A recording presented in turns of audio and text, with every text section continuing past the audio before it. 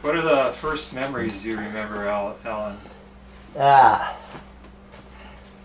remember being taken out in the ocean. But San Diego, long way out to Washoe. They have a shallow beach there. But it seemed like I was gonna be done. But anyway, I hit Sam. They never could. My dad would have thrown me down. And bam. I remember we were living on the beach in an all rusted out car. My dad had chill with a bag of onions. And Lord would feed me onions. That was all you're gonna get. Then I switched out that way. Anyway, then I remember being put in a really hot shower. I do said this, and me, I was always getting dirty. And I'm in hot water. So I just got Alzheimer's, and nobody could give a coconut recipe, you know. Then I remember being on the golf course. My dad and his dad had a thing where they were putting in the first golf course there. And so I'd be out driving my car up a chicken, picking up balls, right? And I remember going to the back of the golf course, and there'd be lobster there from a tide pool. It's called every time we went there in this old Jeep, there'd be new lobster. I remember at the golf course they were gonna make me stay in the car and I tried my shoes. Oh, I got a plan on that. I stuffed them down inside my shoes and walked stiff-legged all day. I remember my calves hurting. You know, we had shoelaces.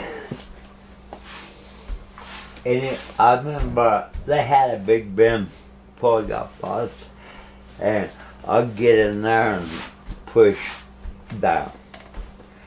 So they fought in the basket, yeah.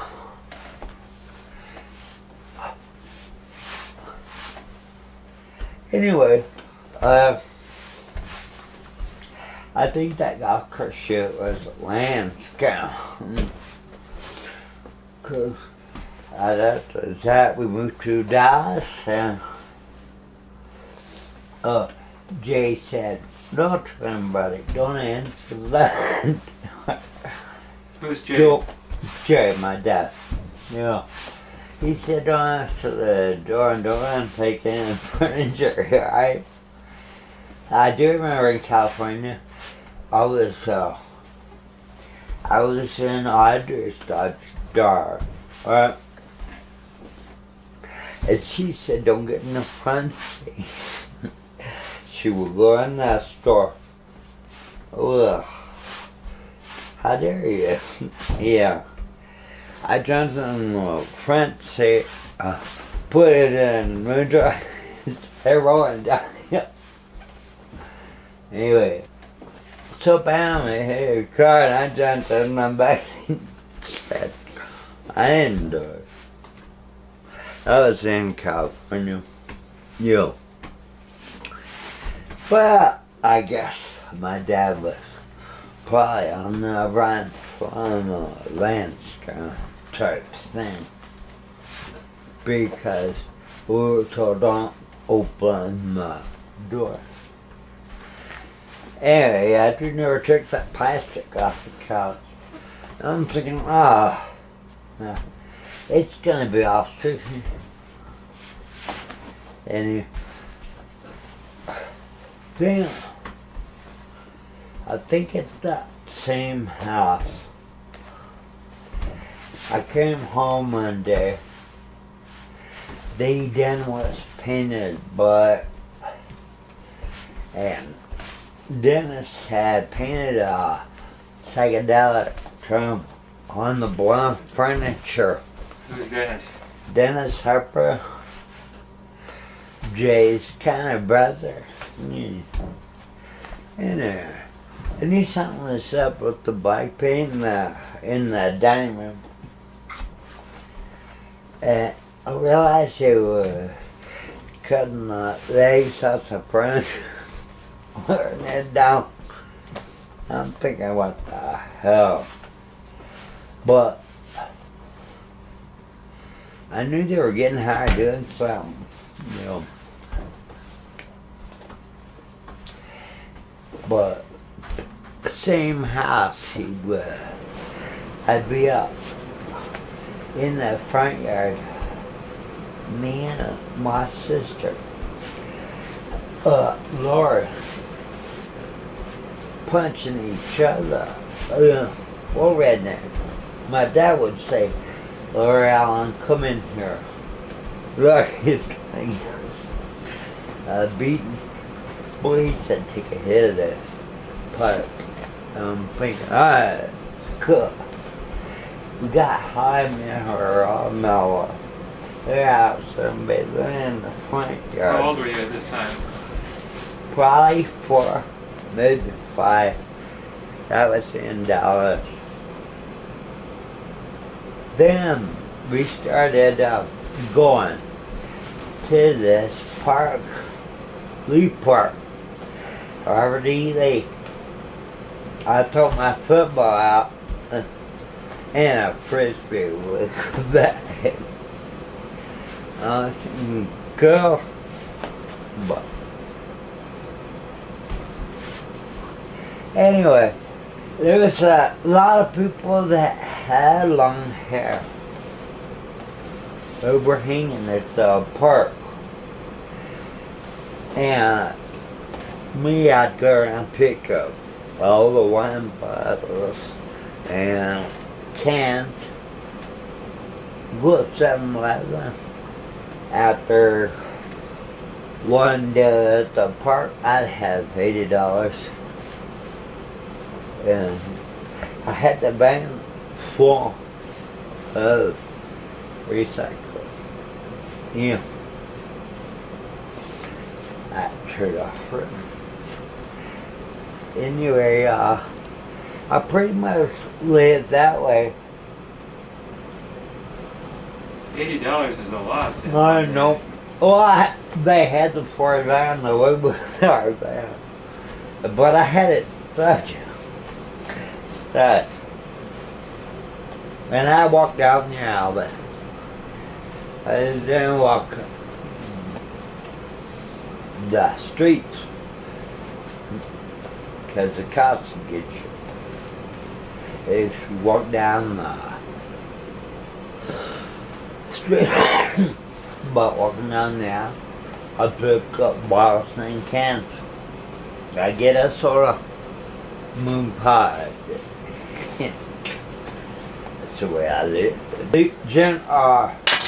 Robert E. Lee Park in Dallas, Texas. They'd have a band playing up on a stage building, you know. I grown my hair out long. That's considered, you know, hippie by then. that Texas cuts didn't differentiate between hippies and cults. By Charles Manson, he would treat you with disrespect. So we go to the park and hang out, and at some point I would go behind that building where the band was, and they would have rows of motorcycles. Bikers would hang in the back, you know. Anyway, we would pour a lot, but every Sunday, good place to get high and listen to the band. And at some point, my dad says, they're gonna surround the park, and I don't want you to get arrested. So, when the vans, bus loads of cars come in, they get out, surround the park, and the cots are on. A friend of mine, Pat Shoverton, I had seen her with 5 or 6 guys on her before. And going down the Turtle Creek area with snapbutton turtles. Anyway, I asked, are you alright? You know? Anyway, I heard 2 motorcycles coming down the street. Yeah. One of them went over the curb real easy. Too right, and he crawled. He told that pig, get your foot over there. And so she was down, skinny dip and protest, you know, because they arrested me for nudity and stuff like that. So she gets on the motorcycle and rides naked. Anyway, I went home and by then I think I was in the SDS headquarters out in DeSoto, and I took that guy, David Savage. They surrounded him at the park, and his story, well, he had a $75 printing machine.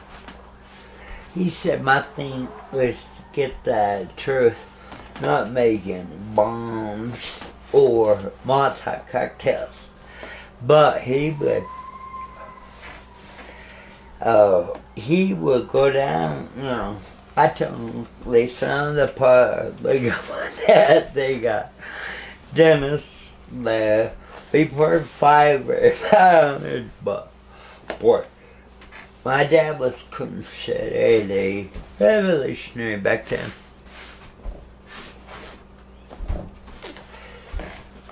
And anyway, so David Savage, I tell him what happened. So he goes down civil rights and these Jewish lawyers will go down and start bailing people out jail for vacancy and fuck.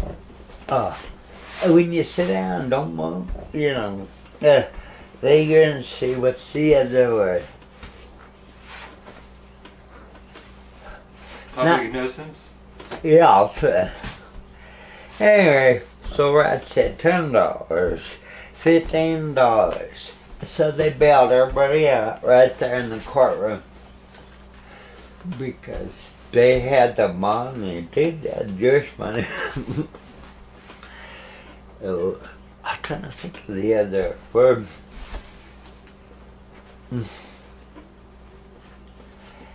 Anyway, they had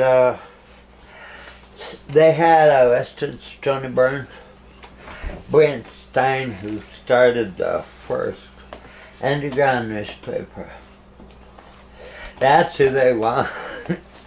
He got 10 years and 1 day for seeds and stems in his van.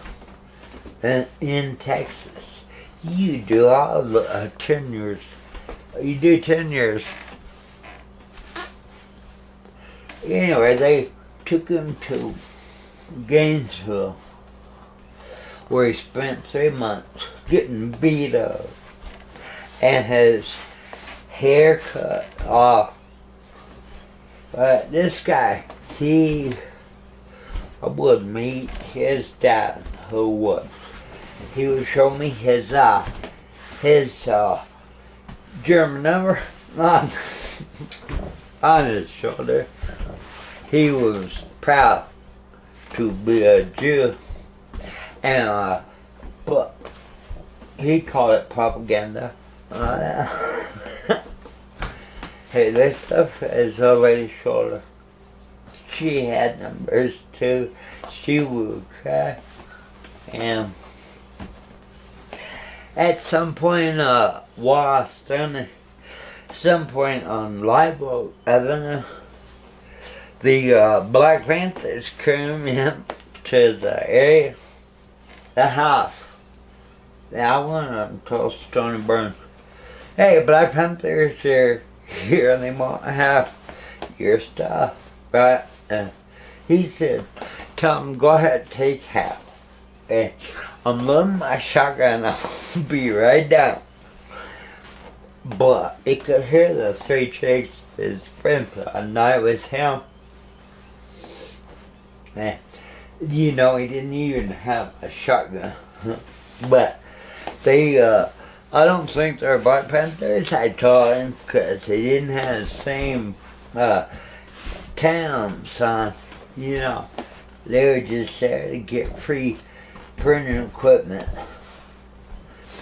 Anyway, we had a head shop there on Live Oak Street that was inside.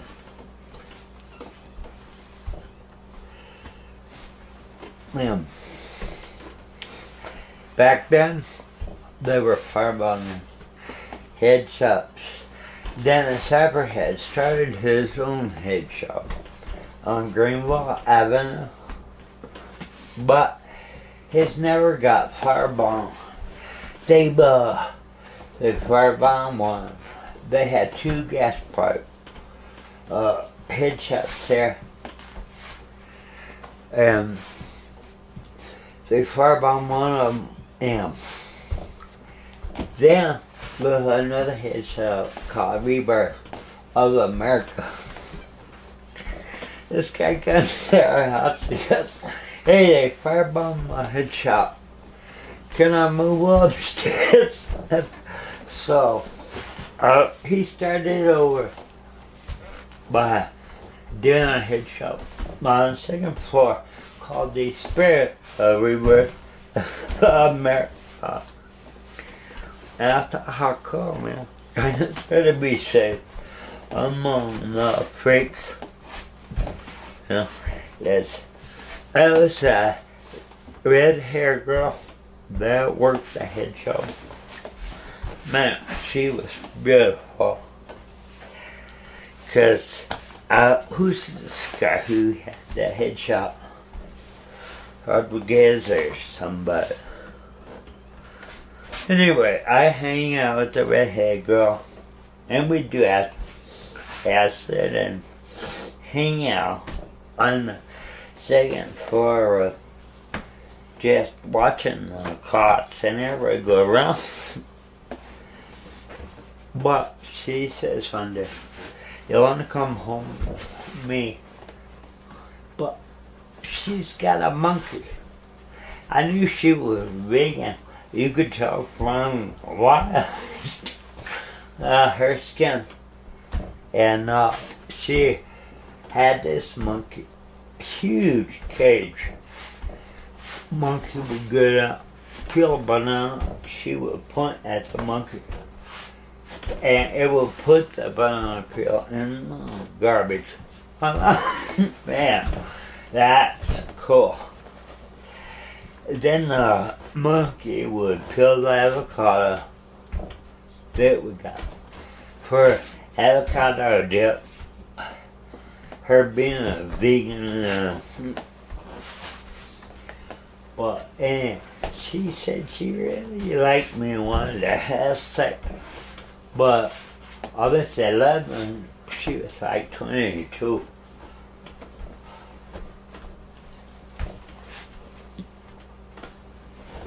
It's cool though. We didn't have sex because she respected the age difference. So we'll go into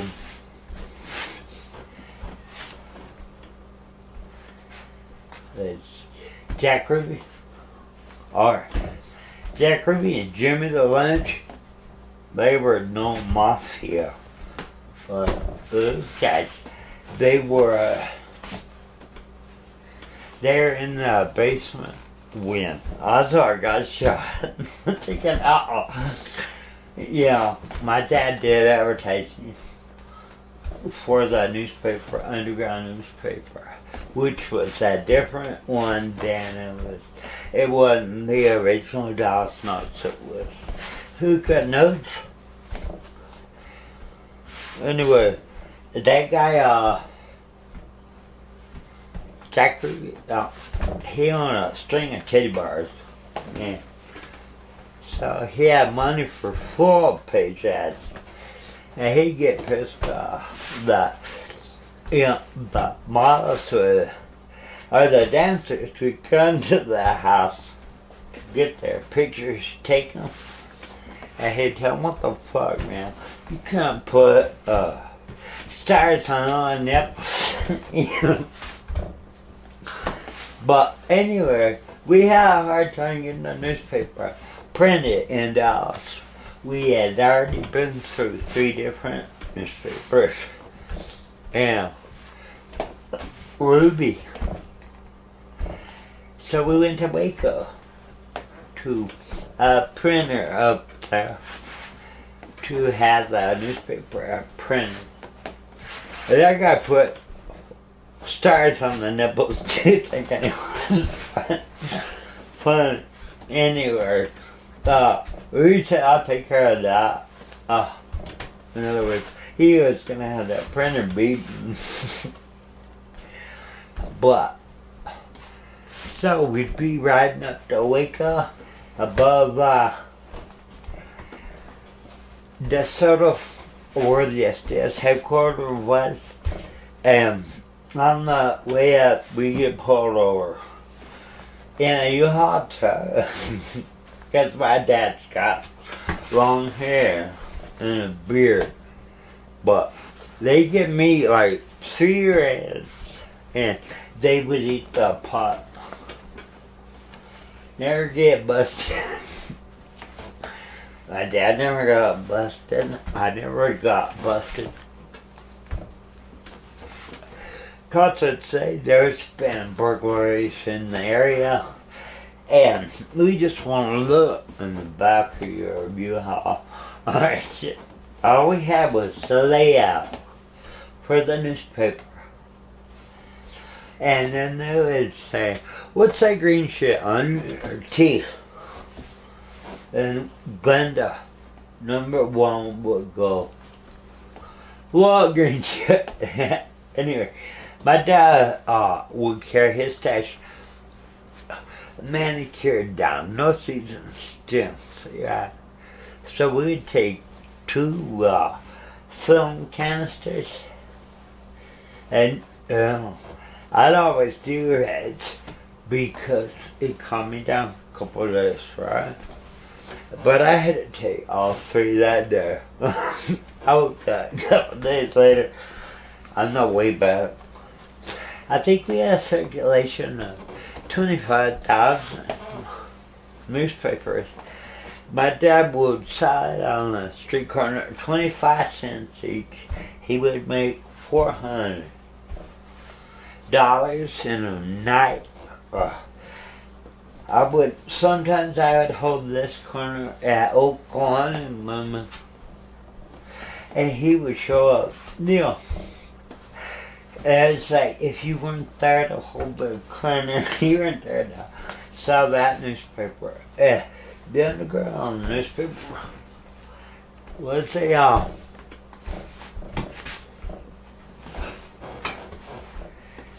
it was a combination political and drug news and titty ads. Yeah. Anyway, my dad did a column called Fat Nose Knows, which he'd tell you which drugs were bad, which drugs were. Alright. This guy Munkai would come over and give me some acid, and like I'd try it like that, and then he'll come back later and give me chocolate milk, cause they were cutting the acid with sweetener. But when I drink that chocolate milk, way less cramps.